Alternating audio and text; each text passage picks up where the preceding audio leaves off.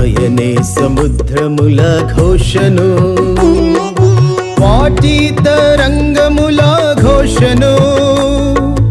అణుచువాడు అణుచువాడు అణుచువాడు అణుచువాడు.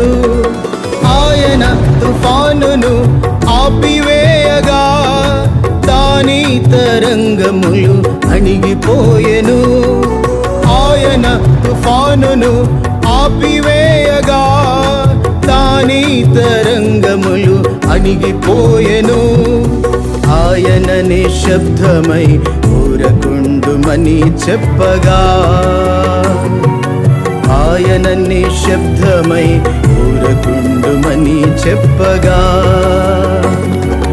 గాలి అణిగి